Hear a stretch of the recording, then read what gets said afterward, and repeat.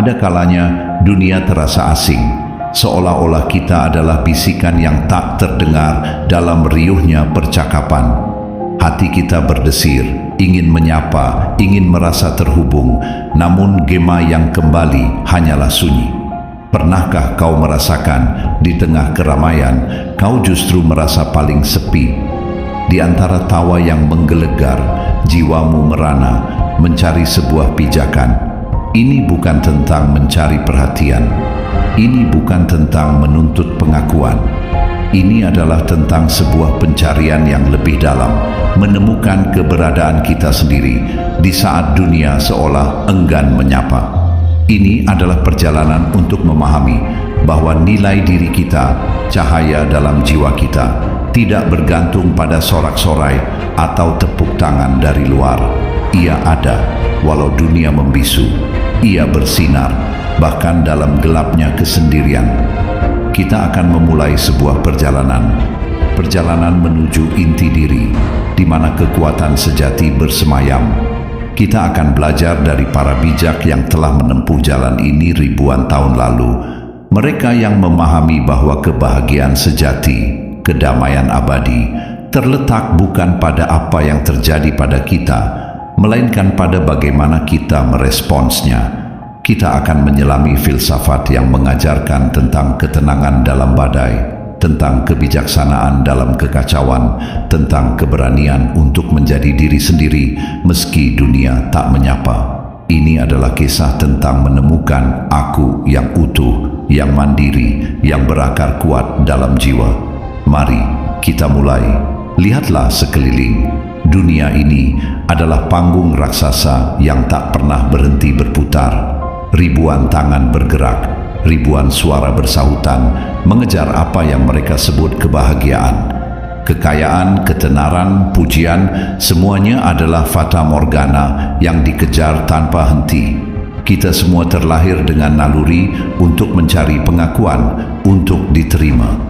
Naluri ini bagai tali tak terlihat yang mengikat kita pada harapan dan kekecewaan dunia luar. Kita belajar sejak dini bahwa nilai diri kita seringkali diukur dari pandangan orang lain, senyuman yang diberikan, pujian yang diucapkan, keberhasilan yang diakui. Dan ketika itu semua absen, ketika tak ada jemari yang menggenggam, tak ada mata yang menatap kagum, tak ada telinga yang mendengar kisah kita, jurang kekosongan pun terbuka. Kita merasa hampa, tak terlihat, tak bermakna. Seolah-olah keberadaan kita membutuhkan validasi dari luar. Kita hidup dalam ilusi bahwa kita bisa mengendalikan segalanya. Bagaimana orang lain memandang kita, bagaimana nasib berpihak pada kita, bagaimana masa depan akan terhampar. Kita mencengkeram erat apa yang sebenarnya tidak bisa kita genggam. Dan di setiap kegagalan untuk mengendalikan, di setiap penolakan, di setiap kesunyian yang menyapa, kita merasa diri kita hancur. Mengapa? Karena kita menaruh kebahagiaan kita di tangan yang salah. Stoikisme mengajarkan kita sebuah kebenaran yang membebaskan, dikotomi kontrol. Ada hal-hal yang berada dalam kendali kita dan ada hal-hal yang tidak. Pikiran kita, penilaian kita, tindakan kita, itu adalah milik kita seutuhnya.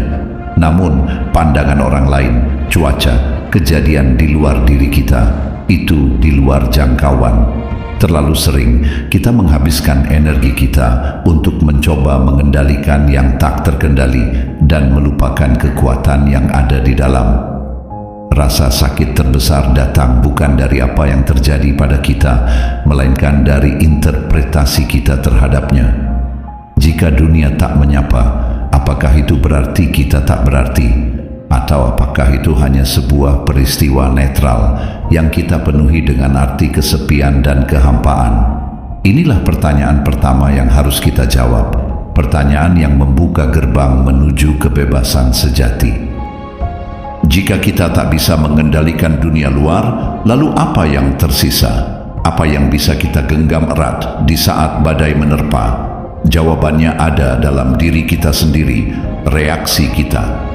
Inilah bendera batas diri, garis demarkasi yang memisahkan apa yang adalah milik kita dan apa yang bukan. Dunia mungkin tak menyapa, kata-kata kasar mungkin dilontarkan, pekerjaan impian mungkin tak kunjung datang, kekasih mungkin meninggalkan. Semua itu adalah kejadian eksternal di luar kendali kita. Namun, bagaimana kita memilih untuk meresponsnya? Apakah kita akan menyerah pada keputusasaan, membiarkan diri terombang-ambing oleh emosi negatif? Atau apakah kita akan memilih untuk merespons dengan kebijaksanaan, dengan ketenangan, dengan kekuatan batin? Ini adalah pilihan yang memberdayakan, pilihan yang mengubah korban menjadi penguasa takdirnya sendiri. Marcus Aurelius, seorang kaisar dan filsuf Stoik, pernah menulis, "Jika engkau merasa tertekan oleh sesuatu di luar dirimu, bukan hal itu yang mengganggumu, melainkan penilaianmu terhadap hal itu." Betapa dalamnya kebenaran ini, bukan kesunyian dunia yang melukai kita, melainkan interpretasi kita bahwa kesunyian itu berarti kita tidak layak, tidak berharga. Untuk menjadi tangguh, kita harus melatih diri untuk mengubah pandangan kita. Ketika dunia tak menyapa, alih-alih meratap, kita bisa bertanya, apa yang bisa aku pelajari dari ini? Bagaimana aku bisa tumbuh dari pengalaman ini? Kesunyian bisa menjadi sebuah ruang untuk mendengar suara hati kita sendiri, suara yang seringkali tenggelam dalam kebisingan dunia. Ini bukan tentang menekan emosi. Emosi akan datang, itu naluri.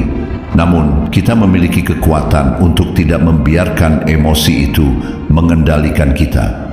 Kita bisa merasakan kesedihan, kemarahan, frustrasi, namun kita tidak perlu menjadi kesedihan itu, kemarahan itu, frustrasi itu. Kita adalah pengamat yang memiliki kendali penuh atas bagaimana kita memilih untuk bertindak setelah emosi itu muncul. Inilah inti dari kebebasan Stoik. Kebebasan untuk memilih respons kita tanpa terpengaruh oleh arus dunia yang tak terkendali. Lalu, di tengah sunyinya dunia yang tak menyapa, di mana kita menemukan alasan untuk tetap melangkah, di mana kita menemukan cahaya ketika semua tampak gelap. Stoikisme memberikan kita sebuah peta jalan yang jelas, sebuah kompas moral, kebajikan, virtue. Kebajikan adalah satu-satunya kebaikan sejati, bukan kekayaan, bukan popularitas, bukan kesenangan sesaat. Kebajikan adalah kebijaksanaan, keberanian, keadilan, dan kesederhanaan. Ini adalah inti dari diri kita yang paling murni, yang tidak bisa direnggut oleh siapapun, kapanpun, dimanapun. Ketika dunia tak menyapa, ketika kita merasa terasing dan tak dianggap, kita memiliki kesempatan untuk menyalakan obor kebaikan dari dalam diri. Apakah kita akan menjadi pribadi yang adil meskipun orang lain berlaku tidak adil kepada kita? Apakah kita akan bersikap bijaksana meskipun di sekeliling kita hanyalah kegilaan? Apakah kita akan berani meskipun ketakutan mengintai? Inilah yang dimaksud dengan kebahagiaan sejati menurut Stoik. Hidup sesuai dengan kebajikan. Kebahagiaan bukan tujuan yang dicari di luar diri, melainkan konsekuensi alami dari hidup yang bermartabat, hidup yang berlandaskan pada prinsip-prinsip luhur. Bahkan jika kita terkurung di sebuah sel, tanpa seorang pun yang datang menyapa, kita tetap memiliki kebebasan untuk bersikap bijaksana, berani, adil, dan sederhana. Di saat dunia tak menyapa, justru di sanalah kita diuji. Apakah kita akan tetap berpegang pada integritas kita? Apakah kita akan tetap memilih kebaikan, bahkan ketika tidak ada yang melihat? Inilah momen di mana karakter sejati kita terbentuk. Inilah ladang di mana kebajikan kita tumbuh dan berakar kuat. Dan dari akar yang kuat inilah muncul kekuatan yang tak tergoyahkan, sebuah cahaya yang tak bisa dipadamkan oleh kegelapan dunia. Kita telah berbicara tentang apa yang bisa kita kendalikan, reaksi kita, dan kebajikan kita. Namun, bagaimana dengan apa yang tidak bisa kita kendalikan? Bagaimana dengan nasib, dengan takdir yang terhampar di hadapan kita, yang terkadang begitu brutal dan tak terduga? Dunia tak menyapa, bahkan terkadang dunia menghantam. Ia merenggut apa yang kita cintai, menghancurkan rencana-rencana yang telah kita susun. Dalam situasi seperti itu, Stoikisme mengajarkan sebuah konsep yang radikal namun membebaskan. Amor fati, mencintai takdir kita. Ini bukan tentang menyerah pada nasib. Ini bukan tentang menjadi pasif dan tidak berbuat apa-apa. Ini adalah tentang menerima dengan lapang dada segala sesuatu yang terjadi pada kita, seolah-olah kita sendirilah yang menginginkannya. Mengapa? Karena hanya dengan menerima, kita bisa menemukan kedamaian. Hanya dengan merangkul, kita bisa menemukan kekuatan untuk bergerak maju. Segala sesuatu yang terjadi adalah bagian dari jalinan takdir.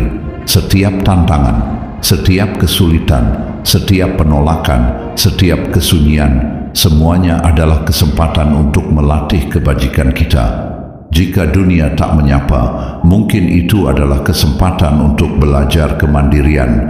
Jika dunia menghantam, mungkin itu adalah kesempatan untuk belajar ketahanan. Marcus Aurelius sekali lagi mengingatkan kita, pikiran yang sehat selalu menerima apapun yang terjadi, betapapun buruknya itu, karena ia tahu bahwa itu adalah bagian dari tatanan alam. Ini adalah penerimaan yang aktif, bukan pasif. Kita menerima, kemudian kita bertindak sesuai dengan kebajikan kita. Kita mengubah batu sandungan menjadi pijakan. Mencintai takdir berarti memahami bahwa setiap peristiwa, bahkan yang paling menyakitkan sekalipun, memiliki potensi untuk membentuk kita menjadi pribadi yang lebih kuat, lebih bijaksana. Ketika dunia tak menyapa, itu adalah takdir, dan dalam penerimaan yang tulus, dalam cinta terhadap setiap helaan napas takdir, kita menemukan keberadaan kita yang paling otentik. Kita menemukan keindahan dalam kekosongan, kekuatan dalam kelemahan, dan cahaya dalam kegelapan.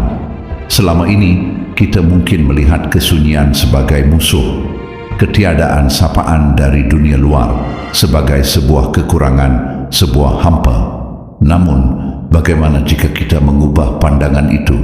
Bagaimana jika kesunyian adalah sebuah hadiah, sebuah tempat suci, sebuah sanktuarium, di mana kita bisa benar-benar menemukan diri kita sendiri? Ketika dunia tak menyapa, ketika hiruk pikuk berhenti, barulah kita bisa mendengar suara batin kita yang paling dalam. Suara yang seringkali tenggelam dalam kebisingan media sosial, ekspektasi masyarakat, dan tuntutan-tuntutan tak berujung. Inilah saatnya untuk bertanya, siapa aku tanpa gelar, tanpa pengakuan, tanpa tepuk tangan? Ini adalah waktu untuk introspeksi, untuk meninjau nilai-nilai kita, tujuan hidup kita, apa yang benar-benar penting bagi kita. Dalam kesunyian, kita tidak lagi terdistraksi oleh perbandingan, oleh keinginan untuk memenuhi harapan orang lain. Kita bebas untuk menjadi diri kita yang paling otentik. Epictetus, seorang mantan budak yang menjadi filsuf Stoik, mengajarkan bahwa kebahagiaan sejati terletak pada kemandirian batin. Manusia yang merdeka adalah ia yang hidup seperti yang ia inginkan, dan tak seorang pun bisa memaksanya, atau menghalanginya, atau mencegahnya. Kebebasan ini seringkali ditemukan dalam kesendirian yang disadari, dalam kesunyian yang dirangkul. Kita tidak perlu validasi dari luar untuk mengetahui bahwa kita ada. Keberadaan kita adalah sebuah fakta, sebuah anugerah. Nilai diri kita tidak ditentukan oleh seberapa sering kita disapa atau seberapa banyak like yang kita dapatkan. Nilai kita adalah inheren, tak tergoyahkan. Ia ada hanya karena kita ada. Biarkan kesunyian menjadi sahabat. Biarkan ia menjadi cermin yang memantulkan kebenaran diri kita. Di sanalah kita akan menemukan bahwa kita utuh, bahwa kita mandiri, bahwa kita memiliki kekuatan yang tak terbatas untuk menciptakan makna kita sendiri, bahkan ketika dunia tak menyapa. Kita ada, dan itu sudah lebih dari cukup. Jadi, jika dunia tak menyapa, dan kita telah menemukan aku yang utuh dalam kesunyian, lantas apa? Apakah kita akan berdiam diri? Tentu saja tidak. Stoikisme tidak mengajarkan tentang kepasifan, melainkan tentang tindakan yang bertujuan, virtuous action. Keberadaan kita tidak hanya ditegaskan oleh refleksi batin, tetapi juga oleh jejak yang kita tinggalkan. Ketika dunia tak menyapa, kita tidak perlu menuntut, kita bisa memberikan, kita bisa menciptakan, kita bisa berkontribusi sesuai dengan kebajikan kita. Kebajikan bukan hanya tentang berpikir baik, tetapi juga tentang bertindak baik. Jadilah bijaksana dalam keputusanmu, berani dalam menghadapi ketakutan, adil dalam setiap perbuatanmu, dan sederhana dalam setiap keinginanmu. Tindakan-tindakan inilah yang membuktikan keberadaanmu, bahkan ketika tak ada yang berseru namamu. Sebuah karya seni yang lahir dari hati, sebuah kebaikan yang dilakukan tanpa pamrih, sebuah kata-kata bijak yang diucapkan dengan tulus. Semua itu adalah pernyataan eksistensi. Ia adalah bukti bahwa kita ada, bahwa kita memiliki dampak, meskipun tak ada sorotan kamera atau tepuk tangan riuh. Jangan menunggu dunia menyapa. Jadilah sapaan itu sendiri. Jadilah cahaya yang menerangi, meskipun tak ada yang melihat sumbernya. Jadilah kebaikan yang menyebar, meskipun tak ada yang mengetahui namamu. Karena pada akhirnya, makna hidup kita tidak diukur dari seberapa banyak kita menerima, melainkan dari seberapa banyak kita memberi. Ini adalah esensi dari kehidupan yang bermakna. Hidup yang berlandaskan pada tujuan yang mulia, pada prinsip-prinsip yang tak lekang oleh waktu, dan pada tindakan yang selaras dengan hati nurani kita. Ini adalah cara untuk membuktikan pada diri sendiri, lebih daripada siapapun, bahwa kita ada. Kita telah menempuh perjalanan yang panjang, dari riuhnya ilusi kontrol hingga keheningan sanktuarium diri. Kita telah belajar bahwa dunia mungkin tak selalu menyapa, mungkin tak selalu mengakui, bahkan mungkin tak selalu peduli. Namun, itu tidak mengurangi nilaimu, itu tidak memadamkan cahayamu. Ingatlah selalu dikotomi kontrol, kendalikan apa yang bisa kau kendalikan, pikiranmu, penilaianmu, tindakanmu, dan lepaskan apa yang di luar kendalimu. Cintai takdirmu, amor fati, karena setiap peristiwa adalah kesempatan untuk tumbuh, untuk melatih kebajikan. Dan yang terpenting, hidupkanlah kebajikan, virtue, dalam setiap langkahmu. Jadilah bijaksana, berani, adil, dan sederhana. Kesunyian bukan lagi sebuah kutukan, melainkan sebuah undangan. Undangan untuk kembali pada dirimu yang sejati, untuk membangun fondasi batin yang kokoh, yang tak tergoyahkan oleh badai di luar. Ketika dunia tak menyapa, biarkan dirimu sendiri yang menjadi sapaan terindah. Jadilah pendengar yang setia bagi suara hatimu, penopang yang kokoh bagi jiwamu. Jadi, ketika kau merasa sendiri, ketika tak ada tangan yang menggenggam, tak ada suara yang memanggil namamu, tataplah ke dalam. Di sanalah kau akan menemukan segalanya. Di sana kau akan menemukan bahwa kau utuh, bahwa kau berarti, bahwa kau memiliki kekuatan yang tak terbatas. Karena kau ada, kau selalu ada. Walau dunia tak menyapa, cahayamu tak pernah padam. Teruslah bersinar, teruslah melangkah dengan keyakinan bahwa keberadaanmu adalah sebuah keajaiban yang tak perlu pengakuan. Ini adalah kisahmu. Ini adalah perjalananmu, dan ini adalah kebenaran yang akan selalu bersamamu. Aku ada walau dunia tak menyapa.